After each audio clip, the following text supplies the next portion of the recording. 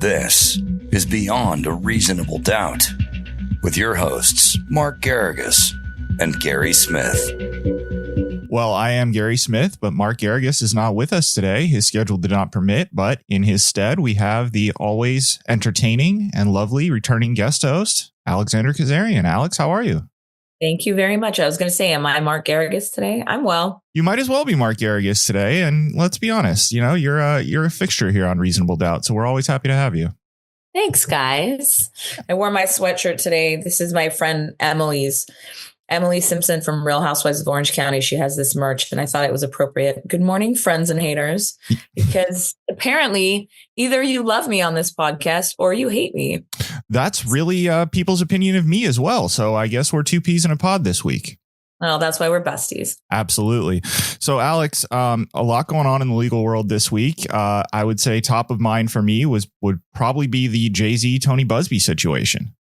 Yes. And I appreciate you catching me up on it all because I have been in trial for about a month and a half. I know. I don't approve. I haven't had a chance to see you very much during the last 6 weeks, and it's not been fun for us. So. Yeah. And so I have been sufficiently sober throughout this experience. So I am definitely catching up now. So cheers to Beyond a Reasonable Doubt being a forum where all is welcome. Absolutely. Yes, I'm very excited to hear that your trial is quickly coming to an end, and we'll look forward to having you back in the office. The Jay-Z situation. So Tony Buzbee, apparently, who has been filing lawsuit after lawsuit against Diddy, whether or not they're reasonable suits or he's just trying to latch on to the fact that Diddy is in other legal trouble and is looking for quick payouts. I believe he's gone on the record and basically said the latter. He is just bringing what I might call nuisance suits, but looking to quickly get Diddy to pay people off to get them to go away. And one of the people that he signed up, apparently he, according to Jay-Z's investigators who went and interviewed this person, they have since said that Tony Buzbee pressured them to add Jay-Z to the lawsuit, even though Jay-Z was not someone that the accuser had mentioned when meeting with Tony Buzbee. And what's happened since, to your understanding? I know Megan Cuniff has been covering this at length. Yeah, she's awesome.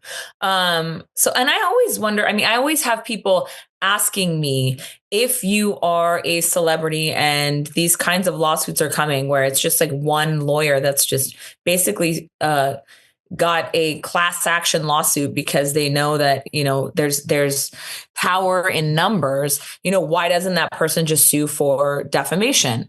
And I think Tony Buzbee even has an 800 number. It's like 800 Diddy. Like if you're a victim, just call this 800 number and you're going to get money.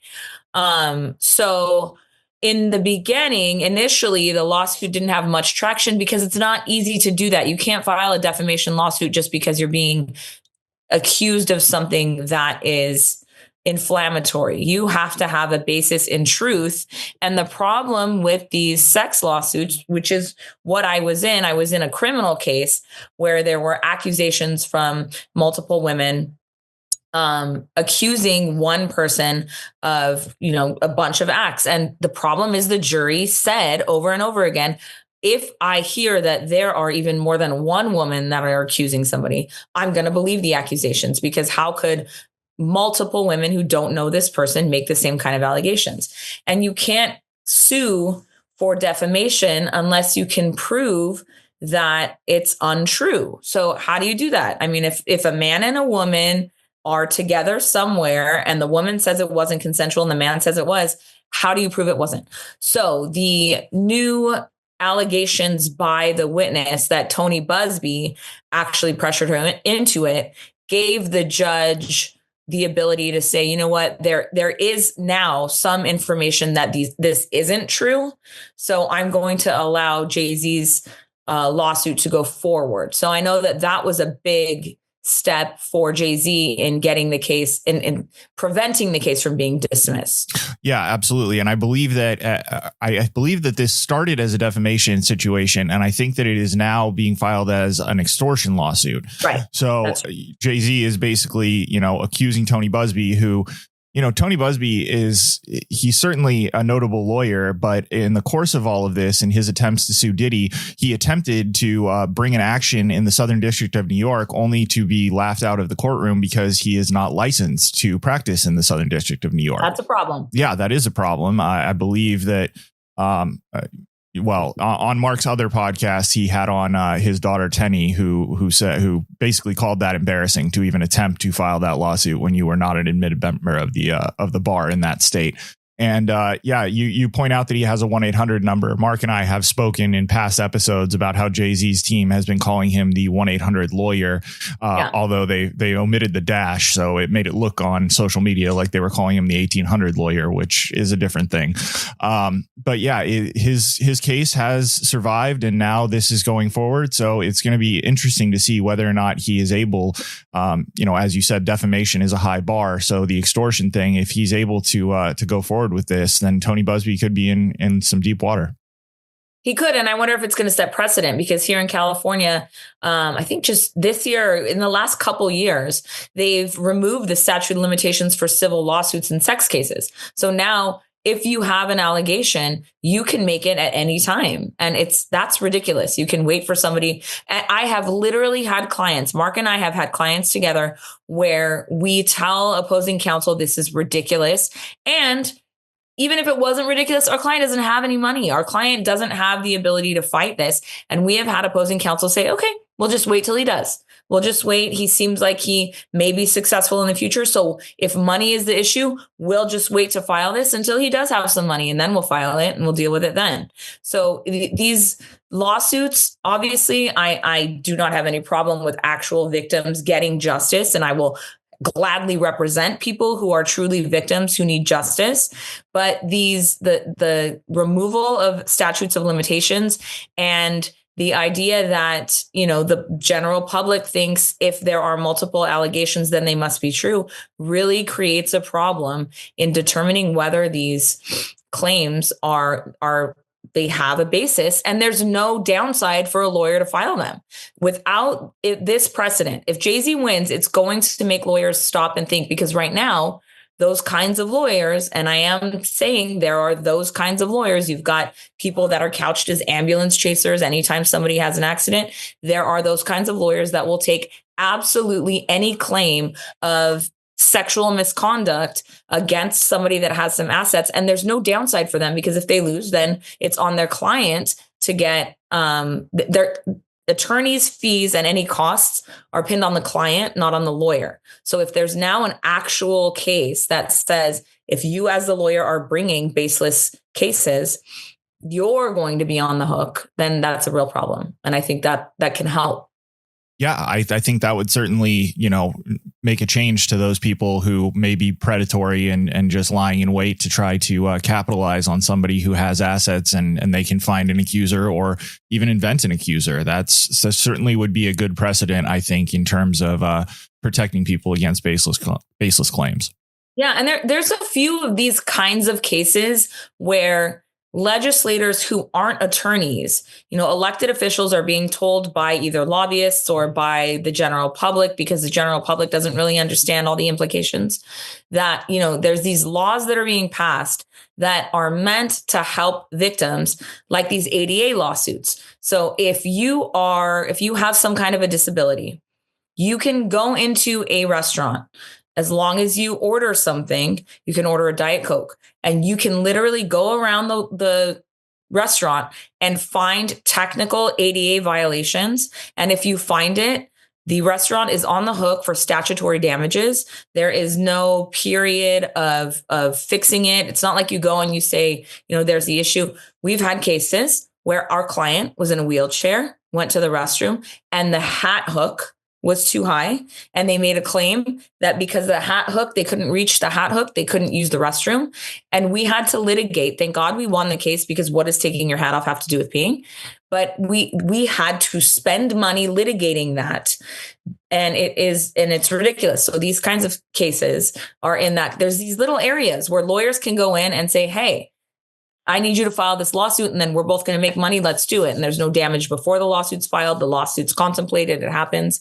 And it's just, there's just money being spent on bad laws. So I think this could do. Yeah, I think Mark, in a past episode, years back, Mark highlighted a time that happened at Engine, where somebody came in and there was a railing that was in the process of being repaired, and somebody tried to bring a lawsuit saying that the bathroom wasn't up to code because they were in the process of a repair, which just sounds absolutely ridiculous. And unfortunately for them, they picked the wrong restaurant. But these sort of predatory, lawsuits where it's just look for a problem and then everyone has a financial benefit, to bring these suits, that needs to be curbed a little bit.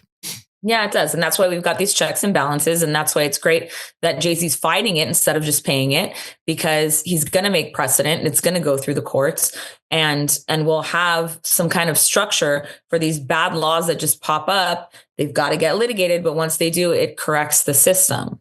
Yeah. So the other case that I think is top of mind for me this week, there's probably two more, but one that is impending, I think, on Tuesday is the retrial of Karen Reed. That is the craziest case. I cannot believe they're retrying it. I can't believe that after everything that happened in that trial, with all of the inconsistencies with the law enforcement witnesses for the prosecution, that they're going to file it. And on top of it, I understand that a case right here shouldn't be implicated by anything else that's going over here. It should be the facts as analyzed in this universe, right? Yeah. But when you're in Boston, you've got problems with the cops. There are so many issues there. And the idea that cops won't protect cops in Boston is a problem. And I think those facts really came out during the first trial. And the fact that the prosecution's just doubling down on these witnesses and on these facts is crazy to me. It really is. Yeah. For anyone who may not be in the weeds, this is a case of a woman who was dating a Boston police officer, and they, were out drinking, and eventually cop ends up, down in the snow and passes as a result of injuries, and a bunch of law enforcement, colleagues who were out with them are all pointing the finger at his girlfriend at the time, Karen Reed. She's, says that nothing happened and she has no, involvement in this. And there were all kinds of inconsistencies in the first trial, and the accusations were, pretty much shredded by the defense, in my opinion. Is that your read as well? Yes. And I think his legal team is amazing. He's got Alan Jackson, who's done a great job on a lot of cases, and he used to be a DA. So he understands both sides of it. And I think he did a wonderful job of just taking them down and just showing there were so many problems. And I think technology, as a criminal defense attorney, when technology comes into a case, it usually just screws my client, because how am I going to argue that your phone was lying, right? But on his phone, it shows that he went inside of that house, and it shows him going up and downstairs, which to me is evidence that he went into that basement where everybody was hanging out. He came back out of that basement at some point and then ended up in the street. But the prosecution's theory is that as soon as he was dropped off at that house, when she was driving away, she hit him and left him in the snow. So I don't understand how even one person who has a cell phone can vote guilty when you can see on that phone that they went downstairs and went upstairs. And I think that is another problem with witnesses believing with jurors believing a certain kind of witness. Because when you have law enforcement witnesses, even though the jury is told that you have to treat them exactly the same as any other witness, they don't. And when you've got a witness that's claiming some kind of sex, misconduct, that jury gets credit, that witness gets credibility just for saying those words. So when you've got these law enforcement witnesses, I mean, it's like turning the case on its head, because, for the defense, we're just hoping that one juror hears our defense and understands that it's reasonable. Like, if we can just get one juror, then hopefully they can explain it to everybody, or they can refuse to convict. And when we truly believe that our client is innocent, and we're hoping for that, then justice is served by a mistrial. And I think here, I really think those jurors that were holdouts against a not guilty had to be holding on to the fact that, these are cops. Why would they lie? Yeah, I mean, it's an unfortunate fact that, people just tend to see the badge and they assign a higher level of trust, because there's a level of authority that exists between regular civilians and law enforcement. And if you're sitting at the defense table as the accused, that's certainly an uphill battle you shouldn't have to fight, but you do in reality. Yeah, it is. And not even, it's interesting because jurors will tell us in voir dire, I don't, it's not that I believe cops. It's not that I trust cops. It's not that the badge makes them more reliable. But in my head, I'm thinking, this is his job. This is his career. So why would this officer put his entire career on the line to lie? And so they are starting with more credibility just because they're basically a paid witness. And you've got to this is why voir dire is so important. When you're picking a jury, it's so important to really get into jurors' minds. And this is why if you're on jury duty, be honest, just speak. Like, don't think about what your answers are so that you can get out of it. Because if you just speak freely and you speak truthfully, either side is going to figure out a reason that they don't want you. And honestly, if you're eager to be there, if you are happy to be at jury duty, we don't want you there either, because there are jurors that are excited. Mark actually coined the phrase stealth juror. Jurors that want to be on that jury because they've heard about the case, or when they hear about the case, they like the facts of the case and they've already chosen a side. So if you are sitting there eager to be on jury duty, I think that you've already decided who the good guy is and the bad guy is. So I'm going to dig into it. But your best way to get off of jury duty is to be eager about it. Yeah. Here's a little tip. No, to your point, a good friend of mine was recently sitting in the jury pool, and he was lamenting to me how during the course of the interview, the case that he was on involved the street gang, and they were asking the potential jurors, do you have any opinion of people who might be involved in organized criminal activity in a street gang? And to a man, he watched 100 people go, no, that doesn't really enter my mind at all. It makes no difference to me. Everyone's different. It's like bullshit. Get out of here. It's total crap. So, and when those people say no, then you're saying, oh, okay, then you can be an unbiased juror and I'm going to pick you to be on this case. But that's not true. So I actually, I appreciate people that lean into it and that talk about it. And I promise you that if you sit there and you go, no, I don't have a problem with it, you are much likely to stay on that jury just because you haven't given anybody any problematic answers. But if you really speak about what you think, yeah, you may end up, you may end up being really, really favorable to one side. But if you are, the other side's going to kick you off.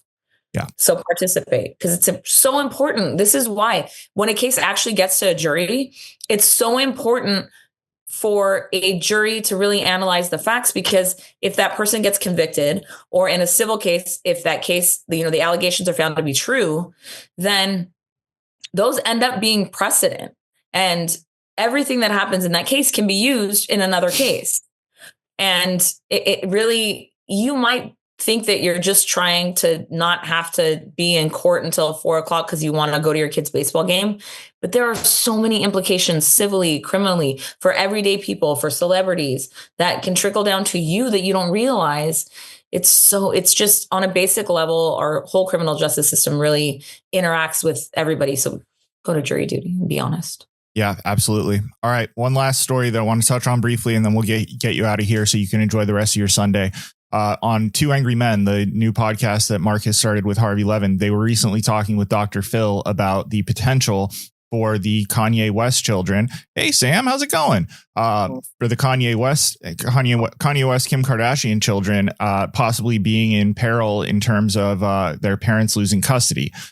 Recently, Kanye took North to a recording session. She ended up recording a song that featured Diddy. Whether or not Diddy knew he was being recorded is in question. But during the course of that recording session, the Tate brothers showed up, and Kim's bodyguards called her and informed her of what was happening. And she said, get those kids out of here. And they were talking about how, if Kim does not take legal action so that there is a petition in front of the court saying that, Kanye's putting the kids in danger, that, if somebody calls DCFS anonymously and DCFS determines Kanye is volatile and Kim is not exercising her legal remedies, that the kids could be removed. What are your thoughts on that situation? Yeah, I have domestic violence cases like this all the time where something happens inside of the house and a wife calls 911, not necessarily because she needs help because she's in physical danger, but because sometimes they want to teach their husband a lesson. They think that, he might be a danger to himself. There's all kinds of other reasons why people call 911. And, for a while, there was a push in California to have social workers respond to 911 calls because there are so many calls where you don't want someone to be arrested. You're just asking for help. And domestic violence is one of the number one reasons when that happens. A husband or a wife, somebody, for whatever reason, the fight escalates and they don't have anyone else to call for help, just to mediate, basically. They call 911. And if you are the wife and your husband, you called because your husband, you need intervention from the police, then if he's arrested, and I promise you 99 out of 100 times someone's going to get arrested, and that's all thanks to OJ. I think I've actually said this on our podcast before, that now when there is a domestic violence call, someone's getting arrested. And that's because I think there were 22 911 calls from Nicole Brown Simpson that LAPD made no arrests on. And we all know how that worked out. So, and how it worked out is a not guilty for OJ, which is the problem that law enforcement has. So now if you call 911 in a domestic dispute, someone's being arrested. And if someone gets arrested for domestic violence and there are children involved and the other parent does not separate the children from that other parent, whether you think that it was justified or not, DCFS will come in. And I've had the situation where wives who are battered women, but they call 911 and don't separate, they come back to the husband afterwards, they get their children taken away. And I've had situations, and I think people can understand why that would happen. Yeah. You're allowing your children to go back to an abuser. But I've also had situations where they called 911 and said, look, there is no abuse here. I just needed him to calm down, or I think he needs help. And he goes and gets help and things calm down and the family's fine. There wasn't actually a physical issue. And DCFS comes and takes the kids away from the mother because there is an arrest on the record. So here, that's exactly what's happening. If she doesn't take action in court to stop him from taking her kids around, Kim Kardashian, who has billions of dollars, who we all, I think, collectively believe can keep the children safe if Kanye's not around, if she doesn't do something on record, somebody can make a complaint and DCFS can take Kim's children away just for that fact. It's really hard to believe, but it also completely tracks, because there's certainly more than enough evidence for just the average citizen to see that that Kanye may be putting the kids in potentially dangerous situations. And now that in California, not now that, but in California, people, and it happens all the time, just a regular citizen can call and say these kids may be in danger anonymously. Yeah. And then all of a sudden they're involved. And I think that is something that is a very real danger to her. So I wouldn't be surprised if she's, not exercising her remedies in the near future, which I know she's been trying to avoid because Kanye is volatile and she doesn't want the hassle. But I think that that's something that she's going to have to explore. It's not even just a hassle, too. Her kids are old enough that they like Kanye. Yeah. And they are old enough, they believe, to tell their mom, I'm fine with him. I'm not scared with him. And, North doesn't know that the Tate brothers have issues. Hopefully she's shielded from all of the issues that they have.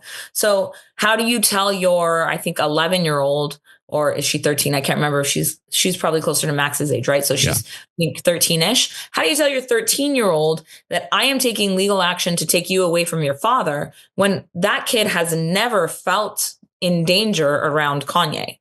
So I think it's probably more of her just trying to not do that to her children. Yeah. How do you take your kids away from their dad when within the family, there's no issues. No, I can't imagine. I mean, that would be devastating to the entire family, and you potentially alienate your children against you, and it's an unenviable situation, to be sure. Alexandra, thank you so much for filling in for Mark and taking the time here on a Sunday. I'll let you get back to your family, and we will see you all soon. Bye, everybody. Bye. Friends and haters. Thanks for listening to Reasonable Doubt. Subscribe on YouTube at youtube.com/Reasonable Doubt Podcast.